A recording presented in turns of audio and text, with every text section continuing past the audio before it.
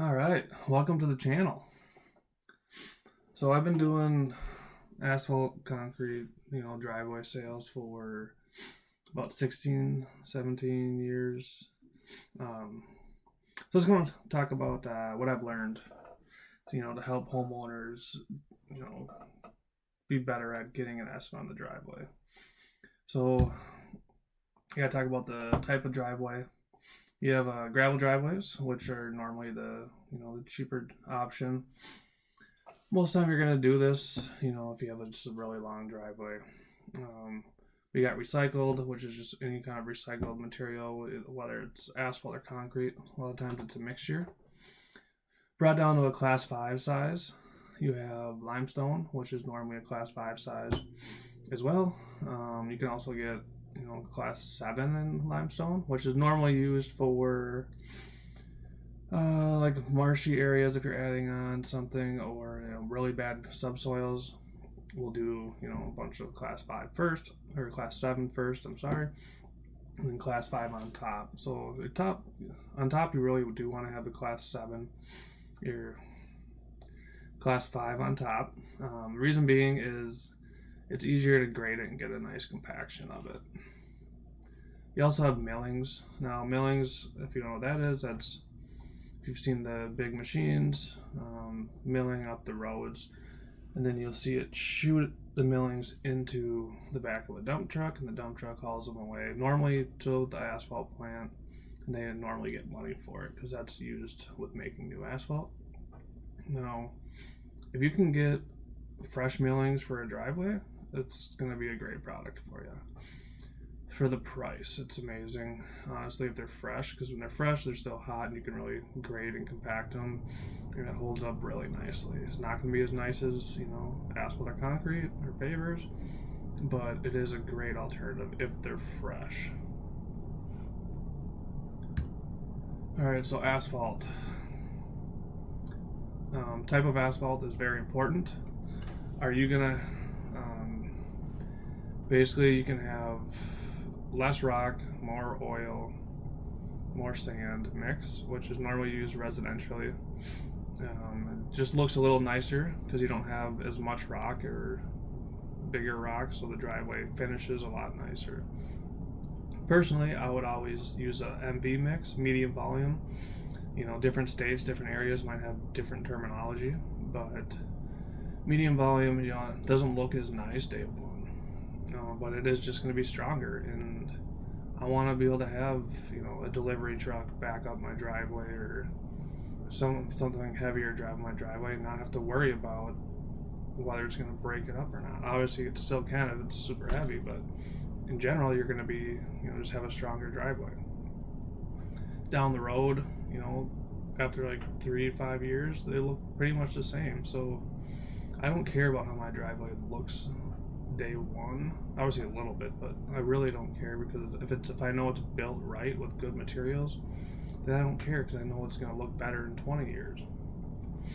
Thickness. So here in Minnesota, we like to see, the most you can do is 3 inches at final compaction.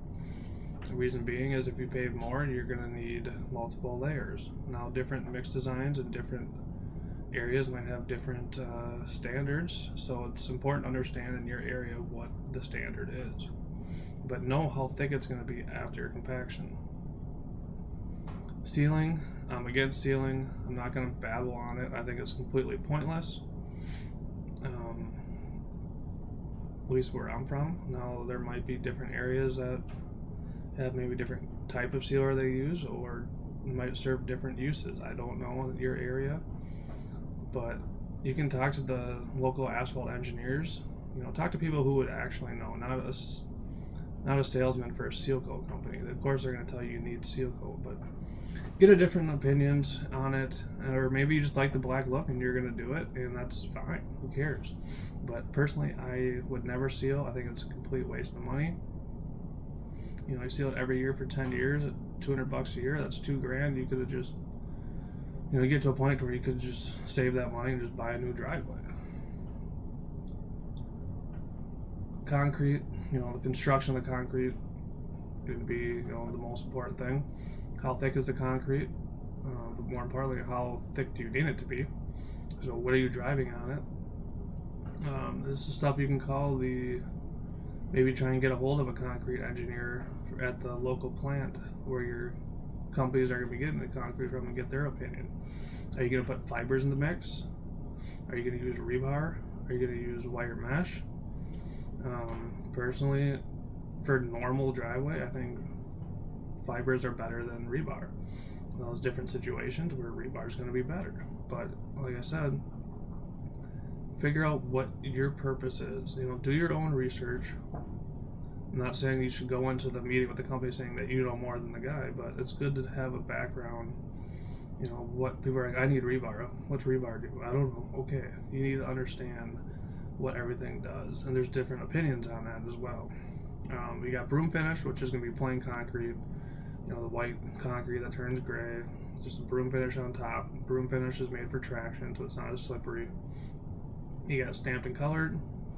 If you're looking at, wanting to do some stamped and colored concrete, make sure you have an idea of what you're looking for before the sales guy comes out. ProLineStamps.com is a website I like having people go to look at, to check out stamps. To me, it's laid out great. Shows you your options. They give you different color examples. And then you also got to look at what kind of sealer do you want. Do you want it to be high gloss? Do you want it to not be as shiny? But just figure out what kind of look you're looking for. It's a lot easier to bid it out because different stamps will cost more money because it takes more time with this stamp compared to that. You can do bigger pours with some stamps, but the real tough stamps that you have to really lay it out, that you have to do smaller pours, which is more labor, so it's more expensive. Exposed aggregate, it's kind of coming back. I don't mind the exposed look.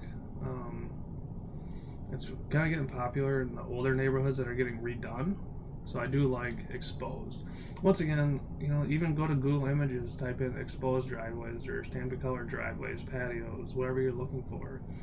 Find a look that you like, and then you can show it print it out or have it on your iPad or phone and show the salesperson when he's there. This is really what I'm looking for, and he'll tell you, his thoughts on it. Pavers. I don't know much about pavers. I've never sold pavers. We don't do pavers at the company I'm at.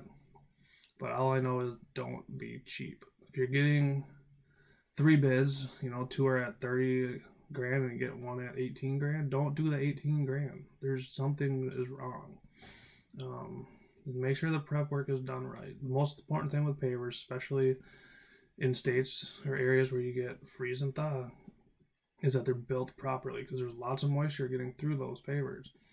So if you don't have the proper basing done or prep work, then you're going to get movement in those, and then it's a disaster. Personally, I think pavers are amazing, honestly, but make sure they're done right. If you can't afford to do it right, do concrete or asphalt. Trust me. All right, lay out your plan. Decide if you want to change the layout. And then if you change the layout, paint it out or use a hose or some string. So when your salespeople come, they look at it. You don't want to say, I want to add a spot over here to park, or I want to add onto the side of my garage to park my trailer or my boat. Back up your boat to the side of the garage. Figure out how much room you need, paint it out, have it prepped. Because you don't want, if you get 3 different bids, someone's going to be like, 10 feet wide should be fine. And one company bids out 14 feet wide. This company's $1,000 more. I'm not going with them. They're too expensive. But they actually just bid out properly what you need. So don't be lazy. Paint it out, prep it, test it. Once it's laid out, have your neighbor, a friend, your husband, wife, whoever, have them watch you back up and make sure that you're not going over the line. If you go over the line, especially with asphalt, you're going to be breaking the edge. So make sure it's big enough. Check city codes, especially in metropolitan areas. There's so many different cities have so many different rules, whether it's 3 feet from the property line, you can go up to the property line, you can have this wide at the street, you can only have this much percentage of your lot can be a hard surface. There's different rules. call your city engineer, whatever, email them, questions and talk to them before. Now, salespeople should know, but sometimes regulations change, and a lot of times salespeople are going to be too lazy to check it. They're just going to submit the permit and hope it passes. It doesn't pass. Now, you're with the company that, first of all, didn't care enough to check it, and also you just didn't get 3 bids on the same thing. So you want to check the codes, get 3 bids. If they're all on the exact same thing, especially too with stamped and colored concrete. Someone might be bidding out a simple stamp with a low color. Someone might be bidding out a more, a harder stamp with a really bold color that costs more as well. So just know what you want, lay it out, be prepared. It might take you some time to do it, but when you get your 3 bids, they're going to be accurate, they're going to be exactly what you want, and they're going to be consistent. New construction, the reason I put that there is if you're building a house, especially like a house with a longer driveway, try to get through a winter with it being just gravel if you can. Now, if you're down south and you don't get freeze and thaw, maybe it doesn't matter. I don't know that area. But especially if you're somewhere where you get freeze and thaw, let that base get through a winter with freeze and thaw cycles so it can settle, and if possible. Some builders won't let you do that. That's also true with add-ons. If you have a detached garage and you're building a driveway to it, you're digging up grass, so virgin soil where there's never been base before, try to let it go through a winter if you can. And sometimes cities won't let you do that. Guess what? Do it late in the year and be like, well, I can't do it now because it's too cold and I have to wait for the spring. All right, finding contractors. Lately, I've been thinking about it, and I honestly think the Nextdoor app is one of the best ways to do to find contractors. Go on there and be like, hey, I'm looking for a concrete driveway. Any suggestions? People in your area will tell you companies that they've used, whether they liked them or didn't like them. And it's just a good way to get some feedback. Also, that means that, then use that person as a referral.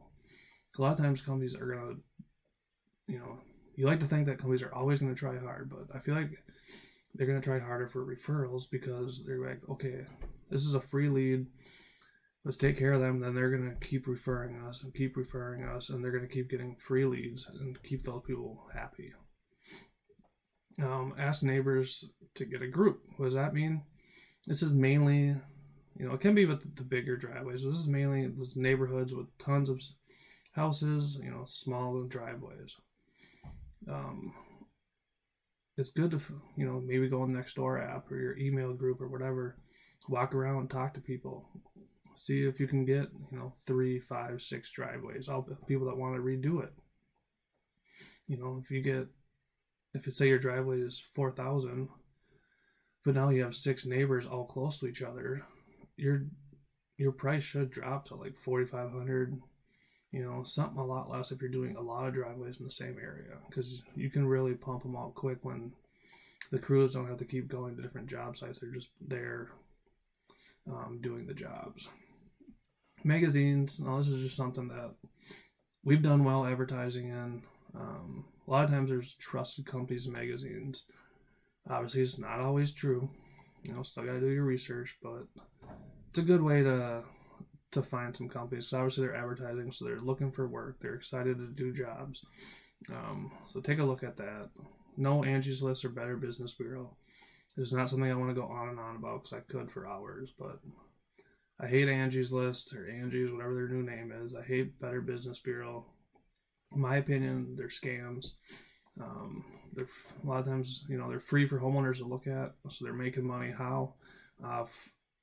Companies spending money to advertise on them and to boost their ratings so they're up to the top of the list. It's all, in my opinion, all garbage. If you are going to go on Angie's List. Better Business Bureau is a complete scam. Hopefully I don't get in trouble for saying that, but that's just my opinion. All right, talking with contractors. So talk about the process. So be clear when you're there. Now, you also don't want to talk their ear off, because a lot of times they have to do more estimates and move on, but be clear of what you want. Be clear on what the start time is. If I sign up, approximately when will you be able to start? Normally they'll say 2 to 4 weeks, 4 to 8 weeks. So you need to understand you're not going to be able to get an exact date most of the time. Honestly, if you get an exact date, it's kind of scary. Need some water.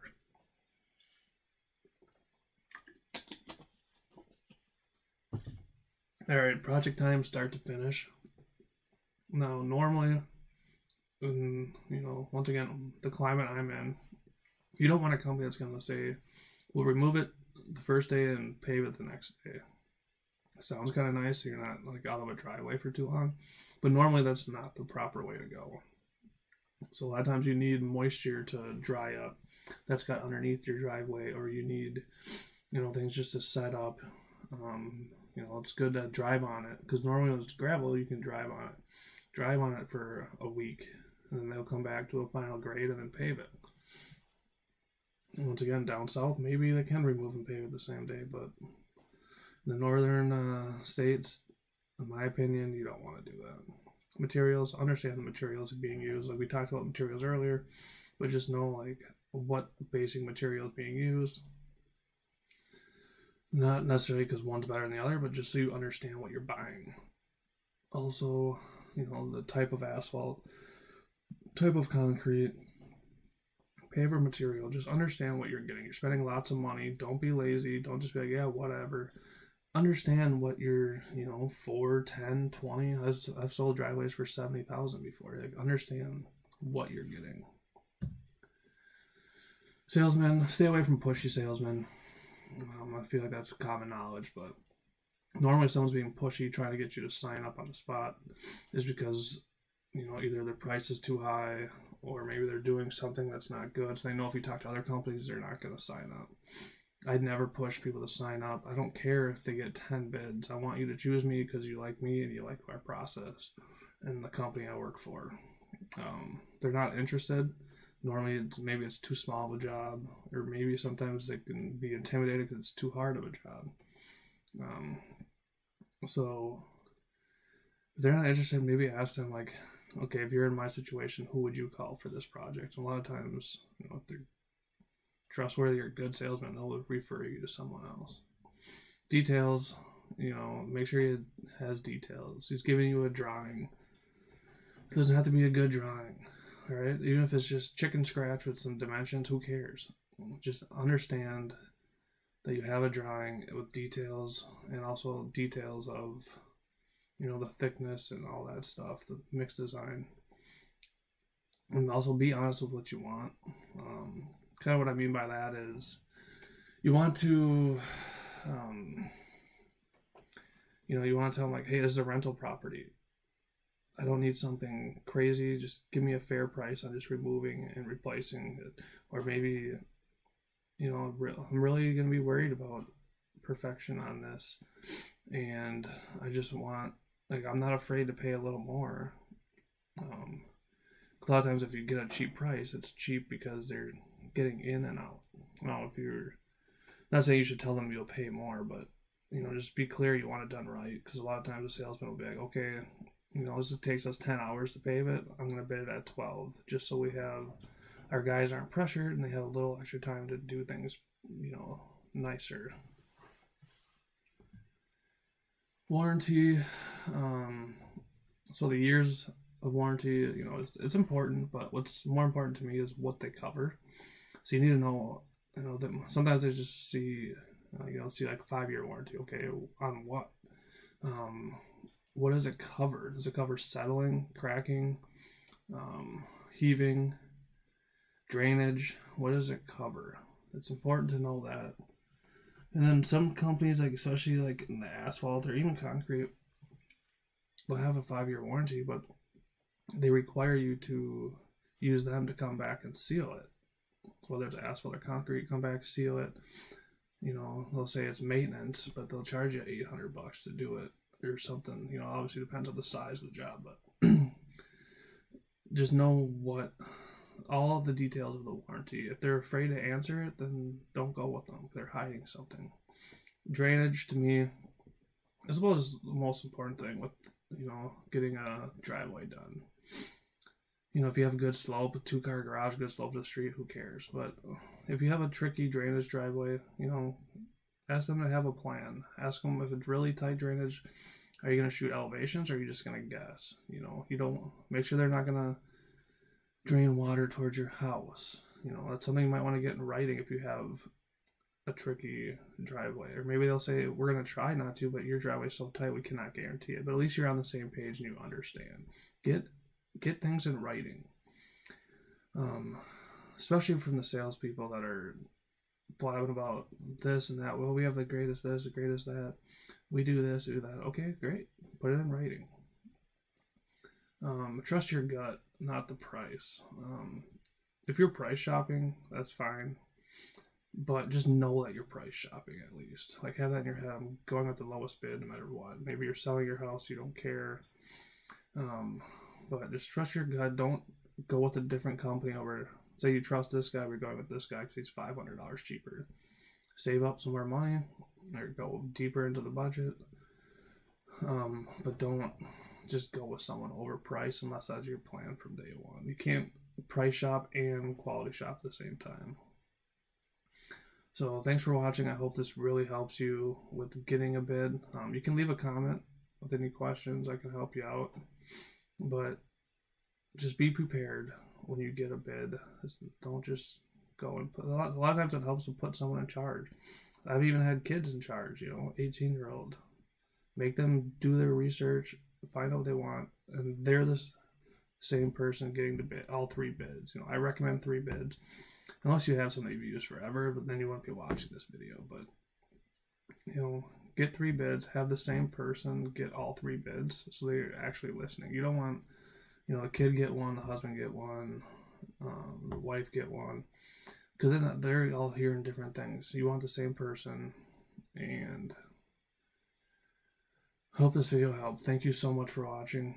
I will be making more videos talking about... going more in depth on like asphalt and concrete, and I want to try and get I got some relationships with people that own roofing companies and different types of industries. So I want to maybe try and do, I don't know, like just a video with them and asking them kind of these similar questions, what they should look for. So if you like the video, please like it, and if I see there's a lot of good feedback, I'm going to try and get other companies so you can just come to this channel and no matter what construction project you're looking and get some good advice. Have a great day. Thank you.